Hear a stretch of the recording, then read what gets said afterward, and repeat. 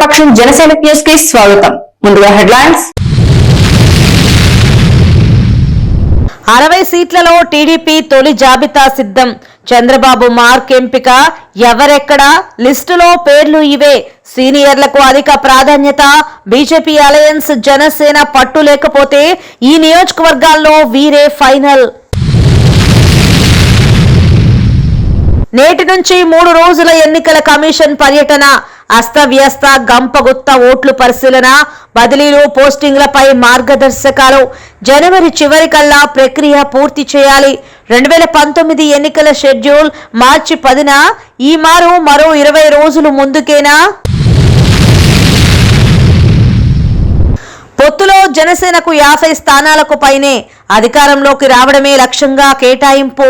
ఓట్లు పక్కాగా ట్రాన్స్ఫర్ కోసం వ్యూహం. 2019లో అనుకూల మీడియా అంచనా తప్పు. 2024లో పొరపాటు జరిగితే టీడీపీ ఫినిష్. వైసీపీ హుషార్, టీడీపీ బేజార్. అభ్యర్థి అన్వేషణలో టీడీపీ. మదనపల్లిలో ముదురుతున్న ఎన్నికల రాజకీయ కోలాహలం. ఇక డీటెయిల్స్ చూస్తే, రసవత్తరంగా మారిన మదనపల్లి రాజకీయ పోరు. అభ్యర్థిని అనధికారికంగా ప్రకటించిన వైసీపీ. గెలుపు గుర్రం కోసం టీడీపీ అన్వేషణ. అన్ని బలాలతో టీడీపీకి సవాల్ విసురుతున్న వైసీపీ. మదనపల్లిను టీడీపీ కంచుకోటగా రుజువు చేయాలని టీడీపీ జనసేన తహతహలాడుతున్నారు. మదనపల్లిలో రాజకీయ పోరు రసవత్తరంగా మారింది. అధికార వైసీపీ అన్ని విధాలా బలంగా ఉంటూ టీడీపీకు సవాల్ విసురుతోంది. ఈ ఎన్నికల్లో ఎలాగైనా గెలుపు చేజిక్కించుకోవాలని టీడీపీ అన్ని విధాలా ప్రయత్నాలు చేస్తోంది.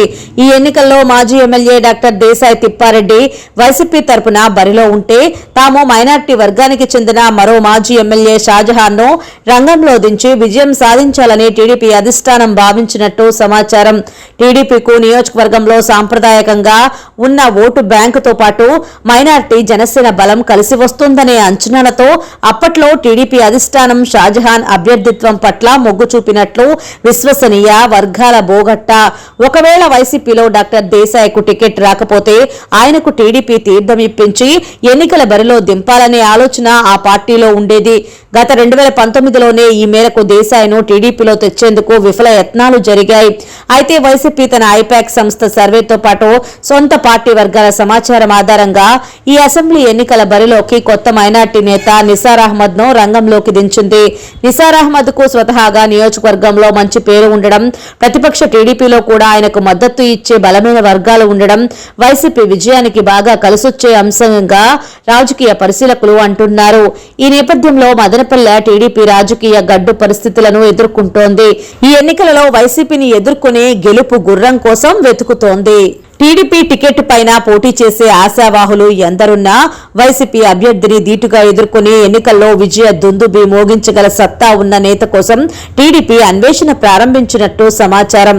బాగా డబ్బున్న ఇంజనీరింగ్ విద్యా సంస్థ అధిపతి టీడీపీ తరపున ఈ ఎన్నికల్లో బరిలో ఉంటారని ప్రచారం.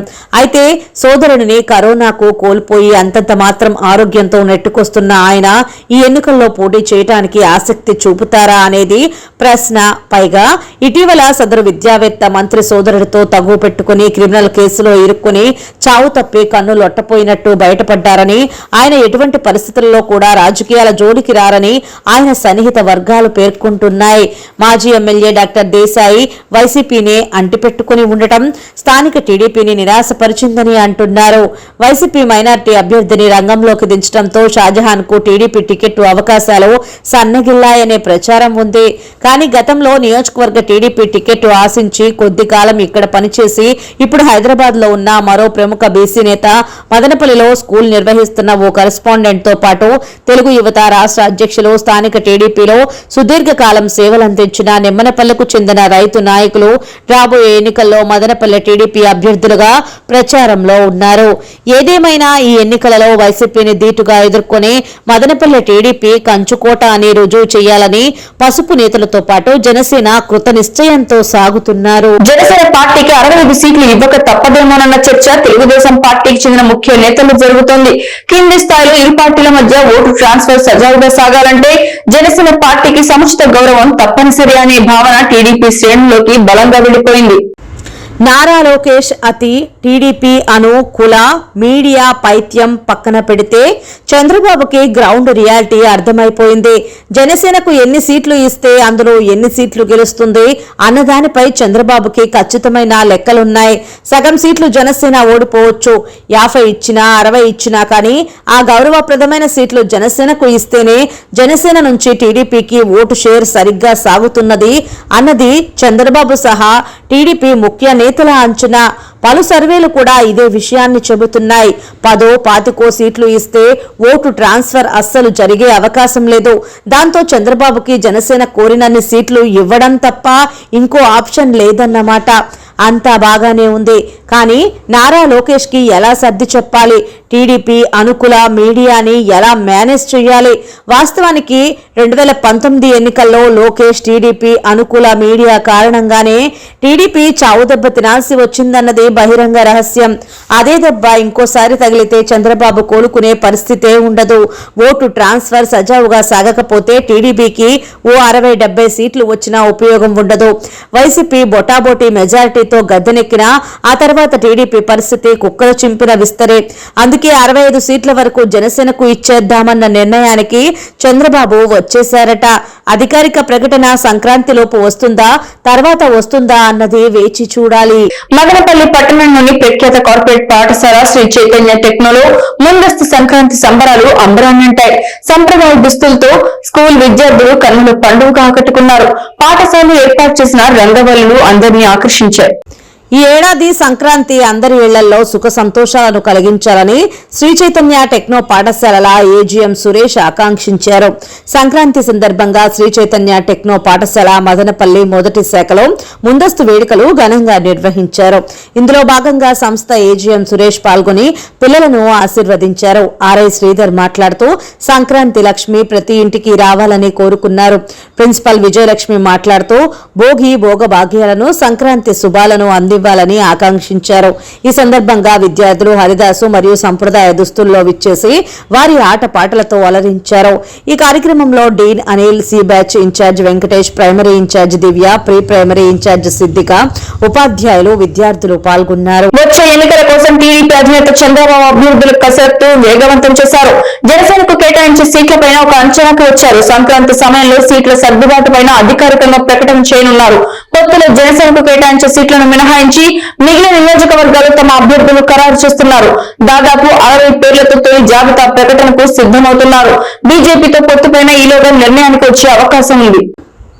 వచ్చే ఎన్నికల్లో టీడీపీకి వ్యక్తిగతంగా చంద్రబాబుకు ప్రతిష్టాత్మకంగా మారుతున్నాయి. దీంతో ఆచితూచి జనసేనకు సీట్లు కేటాయింపు, అభ్యర్థుల ఎంపిక విషయంలో చంద్రబాబు నిర్ణయాలు తీసుకుంటున్నారు. పార్టీ వర్గాల సమాచారం మేరకు తొలి జాబితాలో పేర్లు సిద్ధమయ్యాయి. ఇచ్చాపురం, బెందాళం అశోక్, టెక్కలి అచ్చెన్నాయుడు, ఆముదాల వలస కూన రవికుమార్, పలాస గౌతు శిరీష, రాజాం, కొండ్రు మురళీమోహన్, బొబ్బిలి బేబీ నాయన, విజయనగరం అశోక్ గజపతిరాజు, చీపురుపల్లి కిమిడి నాగార్జున, కురుపాం, టి జగదీశ్వరి, పార్వతీపురం బి విజయచంద్ర, వైజాగ్ వెలగపూడి రామకృష్ణబాబు, వైజాగ్ తూర్పు వెలగపూడి రామకృష్ణబాబు, వైజాగ్ పశ్చిమ గణబాబు, పాయకరావుపేట అనిత, నర్సీపట్నం చింతకాయల విజయ్, తుని యనమల దివ్య, జగ్గంపేట జ్యోతుల నెహ్రూ, పెద్దాపురం చినరాజప్ప, అనపర్తి నల్లమిల్లి రామకృష్ణారెడ్డి, రాజమండ్రి అర్బన్ ఆదిరెడ్డి వాసు, గోపాలపురం మద్దిపాటి వెంకటరాజు, ముమ్మిడివరం దాట్ల సుబ్బరాజు, అమలాపురం బత్తుల ఆనందరావు, మండపేట వేగుళ్ల జోగేశ్వరరావు పేర్లు తొలి జాబితాలో ఉన్నట్లు తెలుస్తోంది.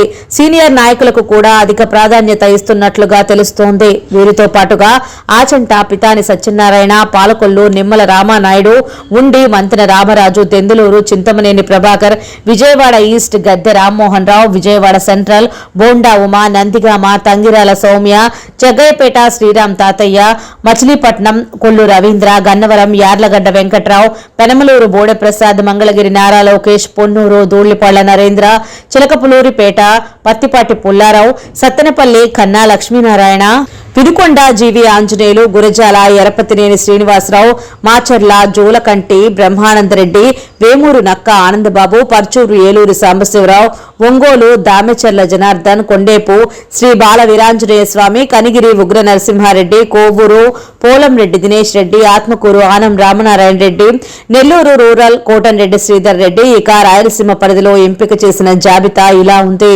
Srikalahasti Bojjala Sudheer Reddy, Nagari Gali Bhanuprakash, Palamaner Amarnath Reddy, Pileru Nallari Kishore Kumar Reddy, Jammalamadugu Bhupesh Reddy, Mydukur Putta Sudhakar, Pulivendula BTech Ravi, Banaganapalle BC Janardhan Reddy, Panyam Gowru Charitha Reddy, Kurnool TG Bharath, Emmiganur BV Jaya Nageswar Reddy, Raptadu Paritala Sunitha, Uravakonda Payyavula Keshav, Tadipatri JC Asmith Reddy, Kalyandurg Umamaheswara Naidu, Hindupur Nandamuri Balakrishna, Kadiri Kandikunta Venkata Prasad పేర్లు తొలి జాబితాలో ఉంటాయని తెలుస్తోంది. చివరి నిమిషంలో అనూహ్య మార్పులు, బీజేపీతో పొత్తు ఖరారు, బీజేపీ జనసేన నుంచి ఈ లిస్టులో ఉన్న నియోజకవర్గాల కోసం ఒత్తిడి వస్తే మినహా ఈ నెలాఖరులోనే తమ తొలి జాబితాను విడుదల చేయాలని చంద్రబాబు ఆలోచన చేస్తున్నట్లు సమాచారం. కురబలకోట మండల సంతాన వేణుగోపాల స్వామి ఆటో యూనియన్ ఎన్నిక ఏకగ్రీవంగా జరిగింది. యూనియన్ గౌరవ అధ్యక్షుడిగా ఆంధ్రప్రదేశ్ వాల్మీకి సంఘం అధ్యక్షుడు పులి శ్రీనివాసులను ఎన్నుకున్నారు. మహిళలకు ఉచిత బస్ సౌకర్యంతో ఆర్థిక ఇబ్బందులకు గురవుతున్న ఆటో కుటుంబాలను మరింత దిగజార్చడమే అవుతుందని పులి శ్రీనివాసులు ఆవేదన వ్యక్తం చేశారు. సంక్షేమ పథకాల పేరుతో రాష్ట్రాన్ని అప్పులపాలు చేయొద్దని రాజకీయ పార్టీలను హెచ్చరించారు. కురబలకోట మండలం సంతాన వేణుగోపాల స్వామి ఆటో యూనియన్ నూతన కార్యవర్గ సభ్యులతో పాటు గౌరవ అధ్యక్షునిగా ఏకగ్రీవంగా ఎన్నుకోవడం జరిగిందని భారతీయ మజ్దూర్ సంఘం auto union district joint secretary Gangulappa తెలిపారు. అంగళ్లు టమోటా మార్కెట్లో ఆటో సభ్యులతో కలిసి సమావేశం ఏర్పాటు చేసిన వివరాలను పాత్రికేయులకు తెలియజేశారు. ఈ కార్యక్రమానికి వాల్మీకి సంఘం ఉపాధ్యక్షుడు సద్దల జయసింహ, యనమల నారాయణ, యనమల రమణ, బిఎంఎస్ నాయకులు గంగులప్ప, శ్రీరాములు, రెడ్డెప్ప పెద్ద సంఖ్యలో ఆటో డ్రైవర్లు పాల్గొన్నారు. ఈ ఆటో యూనియన్ కి గౌరవ అధ్యక్షుడిగా ఎన్నుకున్నందుకు మన సభ్యులందరికీ కూడా వాల్మీకి సంఘం ఆంధ్రప్రదేశ్ కుటుంబ సభ్యులందరి తరఫున మరి బిఎంఎస్ సంస్థకు కానీ మరి ఇక్కడ దాంట్లో సంస్థలో చేరినటువంటి ప్రతి ఒక్క ఆటో కుటుంబాలందరికీ కూడా ఎప్పుడు కూడా నిత్యం అందువేళలా వాల్మీకులందరూ కూడా మీకు తోడుగా ఉంటామని చెప్పి ఎలాంటి కష్టం వచ్చినా కూడా నిరభ్యంతరంగా అర్ధరాత్రి అయినా కూడా చెప్పితే ప్రతి ఒక్కరూ స్పందిస్తామని చెప్పి తెలియజేసుకుంటా ఉన్నాము. ఇప్పుడు ముఖ్యంగా మనం ఈరోజు ఆనందం ఎంతైతే ఉందో మనమందరూ కలుసుకున్నాము, అన్నదమ్ములందరూ కూడా ఒకటిగా అయినామని చెప్పి ఎంత ఆనందం ఉందో అదే విధంగానే మన ముందు ఒక ప్రత్యేకమైన సమస్య కూడా ఉంది. ఇప్పుడు రాబోయే రోజుల్లో అసెంబ్లీ పార్లమెంట్ ఇప్పుడు ఎలక్షన్స్లో వాళ్ళు రాజకీయ నాయకులందరూ కూడా అనేక సంక్షేమ పథకాలను ప్రవేశపెట్టడం జరుగుతుంది. దాంట్లో అతి ముఖ్యమైన అతి విలువైనగా భావిస్తున్నారు ప్రతి ఒక్క పార్టీలు. మరి ప్రధాన పార్టీలైనటువంటి తెలుగుదేశం, వైసీపీ వాళ్ళందరూ కూడా రాష్ట్రంలో 10 లక్షల ఆటో కుటుంబాలు, దాని అనుసంధానమైనటువంటి సంస్థలన్నీ కూడా మరొక 10 లక్షల కుటుంబాలన్నింటినీ కూడా ఈరోజు రోడ్డు పాలు చేసే కార్యక్రమము చేయాలని చెప్పి వాళ్ళ మేనిఫెస్టోలో పెట్టడము, అది వాల్మీకి సంఘం ఆంధ్రప్రదేశ్ తరఫున మరి బిఎంఎస్ సంస్థ తరఫున ప్రతి ఒక్క ఆటో కుటుంబాలందరి తరఫున వ్యతిరేకిస్తున్నాము. మహిళలందరికీ ఉచిత బస్సు సౌకర్యం కల్పించడంలో వాళ్ళ ఓట్లను తీసుకోవాలా, ఓటు బ్యాంకుగా చూడాలని చెప్పి ఈ రాజకీయ పార్టీలందరూ కూడా చేస్తున్నారు. ప్రతి ఒక్క కార్యక్రమము మహిళలకు చేసుకుంటా పోతున్నారు. చాలా సంతోషము. మహిళలతో పాటు ఇప్పుడు ఈ నేటి నుండి ఏపీలో ఎన్నికల కమిషన్ బృందం పర్యటన, రాజకీయ పార్టీలతోనూ భేటీ. కేంద్ర ఎన్నికల సంఘం అధికారులు సోమవారం నుండి 3 రోజుల పాటు రాష్ట్రంలో పర్యటించనున్నారు. Chief election commissioner Rajiv Kumar, ఎన్నికల కమిషనర్లు అనూప్ చంద్ర పాండే, అరుణ్ గోయల్ విజయవాడకు రానున్నారు. మంగళవారం రాజకీయ పార్టీలతో సమావేశం కానున్నారు. ఆ తర్వాత ఓటర్ల జాబితాలో తప్పిదాలు, ఫిర్యాదులపై సమీక్ష నిర్వహించనున్నారు. సిఎస్ డీజీపీ సహా జిల్లా కలెక్టర్లు ఎస్పీలతో సమావేశం జరగనుంది. 10వ తేదీన ఎన్నికల సన్నద్ధతపై AP CEO Mukesh Kumar presentation ఇవ్వనున్నారు. ఈవీఎం ఫస్ట్ లెవెల్ చెక్, రాజకీయ పార్టీలు ఇచ్చిన ఫిర్యాదుల పరిష్కారంపై ప్రత్యేకంగా ఈసీ బృందం సమీక్ష జరపనుంది. అస్తవ్యస్తంగా ఉన్న ఓటర్ల జాబితాలో ఓట్ల తొలగింపులు, గంపగుత్తగా ఓటర్ల నమోదు వ్యవహారాలపై ఫిర్యాదులపై క్షేత్రస్థాయిలో పరిశీలన చేసే అవకాశం ఉన్నట్లు తెలుస్తోంది. ఈ నెల 9న వెంకటగిరిలో రా కదలిరా బహిరంగ సభ జరగాల్సి ఉంది. కేంద్ర ఎన్నికల సంఘం బృందం విజయవాడలో పర్యటిస్తుండటంతో టీడీపీ అధినేత చంద్రబాబు, జనసేనాని పవన్ కళ్యాణ్ కలవనున్నారు. రాష్ట్రంలో జరుగుతున్న ఓట్ల అక్రమాలపై ఈసీ బృందానికి ఫిర్యాదు చేయనున్నారు. అదే రోజు మధ్యాహ్నం కర్నూలు జిల్లా ఆళ్లగడ్డలో బహిరంగ సభ యథాతథంగా జరగనుంది. బదిలీలు, పోస్టింగ్లపై మార్గదర్శకాలు జారీ. 2-3 నెలల్లో లోక్సభ ఎన్నికలు, అసెంబ్లీ ఎన్నికలు జరగనుండటంతో కేంద్ర ఎన్నికల సంఘం కీలక నిర్ణయం తీసుకుంది. ఉన్నతాధికారుల బదిలీలు, పోస్టింగులపై మార్గదర్శకాలు జారీ చేసింది. ఎన్నికలతో సంబంధమున్న అధికారులు సొంత జిల్లాల్లో ఉండకూడదని, దీర్ఘకాలంగా ఒకే చోట ఉన్నవారు ఎన్నికల విధుల్లో పాల్గొనకూడదని ఆదేశాలు ఇచ్చింది. 3 ఏళ్లుగా ఒకే జిల్లాలో ఉన్నవారిని కొనసాగించవద్దని స్పష్టం చేసింది. 2024 జూన్ ఆఖరుకు 3 ఏళ్లు పూర్తయ్యే వారిని కొనసాగించొద్దని హెచ్చరించింది. బదిలీలు, పోస్టింగుల విషయంలో అలసత్వం వహించవద్దని హెచ్చరించింది. ఆంధ్రప్రదేశ్, అరుణాచల్ ప్రదేశ్, ఒడిశా, సిక్కిం రాష్ట్రాల సీఈఓలు, సీఎస్లకు ఈ ఆదేశాలు జారీ చేసింది. జనవరి 31కి బదిలీలు పూర్తి చేయాల్సిందే. బదిలీలు, పోస్టింగ్ల ప్రక్రియ 2024 జనవరి నెలాఖరుకు పూర్తి చేసి నివేదికను సమర్పించాలని కేంద్ర ఎన్నికల సంఘం ఆదేశించింది. వచ్చే ఏడాది ఫిబ్రవరి 20 నాటికి సార్వత్రిక ఎన్నికల షెడ్యూల్ విడుదలయ్యే అవకాశం ఉందన్న ప్రచారం జరుగుతోంది. తెలంగాణలో అసెంబ్లీ ఎన్నికల షెడ్యూల్ 20 రోజుల ముందుగానే ఇచ్చారు. అలాగే ఆంధ్రప్రదేశ్ అసెంబ్లీ ఎన్నికల షెడ్యూల్ కంటే 20 రోజుల ముందే వచ్చే అవకాశం ఉందని అధికార, విపక్ష నేతలు చెబుతున్నారు. 2019 ఎన్నికల షెడ్యూల్ మార్చి 10వ తేదీన విడుదలైంది. ఈసారి ఫిబ్రవరి 20న విడుదల చేసే అవకాశం ఉందని చిలకవారిపల్లి దళితులకు న్యాయం చేయాల్సిందే. భూ కబ్జాకు పాల్పడిన ప్రైవేట్ విద్యా సంస్థపై చర్యలు తీసుకోవాలి. ఎస్సీ, ఎస్టీ అట్రాసిటీ కేసు నిందితులను అరెస్ట్ చేయాలంటూ బహుజన సేన పెద్ద ఎత్తున నిరసనకు దిగారు. సోమవారం గ్రీవెన్స్ సందర్భంగా సబ్ కలెక్టర్ కార్యాలయం ఎదుట బహుజన సేన నాయకులు చేపట్టిన ధర్నాతో ట్రాఫిక్ స్తంభించిపోయింది. చివరికి ఆర్డీఓ న్యాయం చేస్తారని హామీ ఇవ్వడంతో నిరసనకారులు శాంతించారు. అన్నమయ్య జిల్లా మదనపల్లి మండలం చిలుకలవారిపల్లి గ్రామంలో దౌర్జన్యంగా దళితులపై దాడికి సంబంధించి గ్రీవెన్స్ డే సందర్భంగా బహుజన సేన రాష్ట్ర అధ్యక్షులు శ్రీచందు ఆధ్వర్యంలో రెవెన్యూ డివిజనల్ ఆఫీస్ ఎదుట ధర్నా కార్యక్రమం చేపట్టారు. వారు మాట్లాడుతూ మదనపల్లి మండలం చిలకలవారిపల్లి పంచాయతీ సర్వే నెంబర్ 656, 657/1 బీసీలకు, ఎస్సీలకు కలిపి పట్టాలు మంజూరు చేశారని, ఇందులో బీసీలు ఇళ్లు పూర్తిగా కట్టుకున్న తర్వాత మిగిలిన భూమి మొత్తం ఎస్సీలకు సంబంధించిందే అన్న విషయం అందరికీ తెలిసిందే అన్నారు. అందుకు సంబంధించిన భూమి వివాదంలో జరిగిన దాడులకు పాల్పడిన వారిని అరెస్ట్ చేయాలని డిమాండ్ చేశారు. ఈ కార్యక్రమంలో బహుజన సేన రాష్ట్ర అధ్యక్షులు చందు, కొండుపల్లి ఆనంద్, కోన భాస్కర్ తదితరులు పాల్గొన్నారు. పోలీసు వారి యొక్క సహాయంతో రాత్రి మదనపల్లి ప్రభుత్వ ఆసుపత్రిలో వైద్యం అందించి ఈ రోజు వరకు డిశ్చార్జ్ అయ్యే పరిస్థితి ఏర్పడిందంటే ఎలాంటి గాయాలయ్యాయో సమాజం మొత్తం కూడా గమనించాల్సిన అవసరం ఉంది. ఇప్పటికీ రాకెట్లు పంపిస్తున్నా, చంద్రుడి మీదకి కాలు ఎడుతున్నా కుల వివక్ష ఈ సమాజంలో నేటికి కొనసాగుతూనే ఉండడానికి ప్రధాన కారణం ఇలాంటి సంఘటనలు కూడా మనం చెప్పుకోవచ్చు. ఏదైతే 1993 సంవత్సరంలోనే చిలకవారిపల్లి దళితులకు దాదాపుగా 65 కుటుంబాలకు ప్రభుత్వమే ఈ మదనపల్లి తహసీల్దార్ గారే పట్టాలు మంజూరు చేయడం జరిగింది. ఆ పట్టాలు మంజూరు చేస్తే కట్టుకునే స్తోమత లేక ఇబ్బంది పడుతూ ఆ స్థలాన్ని దురాక్రమణ కాకుండా పలుమార్లు చదువు చేస్తూ రక్షణ కవచంలో ఈ రోజు మా వాళ్ళు అక్కడే ఉండే పరిస్థితి. కానీ ఆ స్థలాన్ని కూడా దురాక్రమణ చేయలేని నేపథ్యంలో అక్కడ ఒక ప్రైవేటు విద్యా సంస్థ ఏర్పడుతూనే ఆ చుట్టూ ఉన్న భూములకు విలువ కలిగిందని ఉద్దేశంతో ఈ రోజున మా భూములు లాక్కోవడానికి ప్రయత్నం చేస్తున్నారు.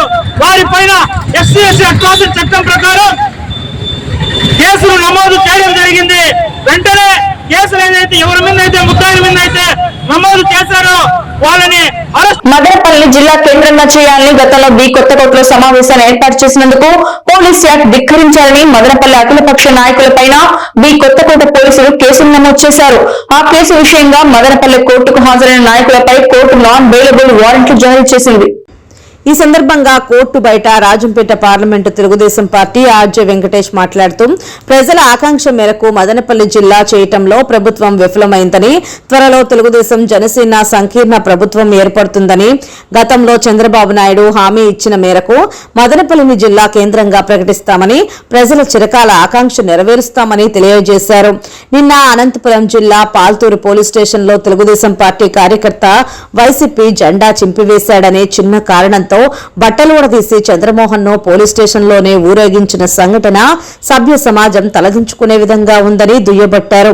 పోలీసులకు కోర్టు ఉత్తర్వులు లేకుండా శిక్షించే అధికారం లేదని, పోలీసులు నేరుగా శిక్షలు అమలు చేస్తే ఇక కోర్టుల అవసరం ఏముంటుందని, పోలీసుల మీద ముఖ్యంగా ఆ స్టేషన్ ఎస్ఐ మీద తగిన చర్యలు తీసుకోవాలని, అతనిని ఉద్యోగం నుండి సస్పెండ్ చేయాలని డిమాండ్ చేశారు. గతంలో ఆంధ్రప్రదేశ్ పోలీసుల పట్ల ఇతర రాష్ట్రాలలో మంచి గౌరవ మర్యాదలు, పేరు ప్రతిష్టలు ఉండేవని, జగన్మోహన్ రెడ్డి పాలనలో పోలీసుల తీరు యథా రాజా తదా ప్రజాలాగా తయారైందని, కొంతమంది పోలీసు అధికారుల వలన మొత్తం పోలీసు వ్యవస్థకే చెడ్డ పేరు వస్తుందని అన్నారు. ఇటువంటి పోలీసులను పోలీసు సంఘాలే నియంత్రించాలని, వీరి తీరు మారకపోతే వచ్చే తెలుగుదేశం ప్రభుత్వం తగిన చర్యలు తీసుకుని వీరిని శిక్షిస్తుందని, తెలుగుదేశం జనసేన పార్టీ కార్యకర్తల జోలికొస్తే మేము ఉపేక్షించమని తీవ్రంగా హెచ్చరించారు. బీసీ పార్లమెంటు అధ్యక్షులు సురేంద్ర యాదవ్, గుత్తికొండ త్యాగరాజు, పీటీఎం శివప్రసాద్, రమణారెడ్డి, నాగరాజు తదితరులు పాల్గొన్నారు. ఉమ్మడి చిత్తూరు జిల్లాలో మదనపల్లిని జిల్లా చేయాలని చెప్పి మదనపల్లిలోని అఖిలపక్షం నాయకులందరూ ఎన్నో రోజులుగా డిమాండ్ చేశారు. వారి మీద ఈ దుర్మార్గమైన ప్రభుత్వం తప్పుడు కేసులు పెట్టి వేధిస్తూ ఉంది. ఈరోజు కొన్ని పనుల మీద రాలేకపోయినటువంటి ప్రముఖులకి ఈరోజు నాన్ బెయిలబుల్ వారెంట్ ఇష్యూ చేసింది. ఈ విధంగా ఈ ప్రభుత్వం కక్షపూరితంగా వ్యవహరిస్తూ ఉంది. వచ్చే రోజుల్లో మదనపల్లి జిల్లా చేయడం తథ్యం. వచ్చే జనసేన తెలుగుదేశం పార్టీ ఉమ్మడి ప్రభుత్వంలో చంద్రబాబు నాయుడు గారు చెప్పారు మదనపల్లిని జిల్లా చేస్తామని. మదనపల్లి జిల్లా ప్రజల ఆకాంక్ష ఖచ్చితంగా నెరవేరుతుంది. అదేవిధంగా ఇక 100 రోజుల్లో ఈ ప్రభుత్వం రాబోతున్నా ఈ ప్రభుత్వంలో పనిచేసే పోలీసులు ఇంకా మారకుండా ఉన్నారు. వారి తీరు మార్చుకోవాలి. అనంతపురం జిల్లా ఎల్తూరులో ఈరోజు చంద్రమోహన్ అనే ఒక కార్యకర్తను ఒక చిన్న కారణంగా బ్యానర్ చింపేశాడు అనే కారణంగా ఈరోజు అతన్ని పోలీస్ స్టేషన్లో బట్టలు ఊడదీసి నగ్నంగా ఊరేగింపడం ఏదైతే ఉందో సభ్య సమాజం తలదించుకునే విధంగా పోలీసులు ప్రవర్తిస్తున్నారు. అటువంటి పోలీసులకు హెచ్చరిక జారీ చేస్తున్నాం. ఖబర్దార్, జాగ్రత్త. మీ రోజులు దగ్గర పడ్డాయి. మిమ్మల్ని వదిలిపెట్టే ప్రసక్తే లేదు. తెలుగుదేశం పార్టీ కార్యకర్తల మీద కానీ జనసేన కార్యకర్తల మీద కానీ ఇప్పటికి మీరు పెట్టినటువంటి కేసులు, మీరు చేసినటువంటి పోరాటం కడక్కడం ప్రజాపక్షం జనసేన న్యూస్ ఇంతటితో సమాప్తం. తిరిగి రేపు బులెటిన్ లో మళ్ళీ కలుసుకుందాం. అంతవరకు సెలవు, నమస్కారం.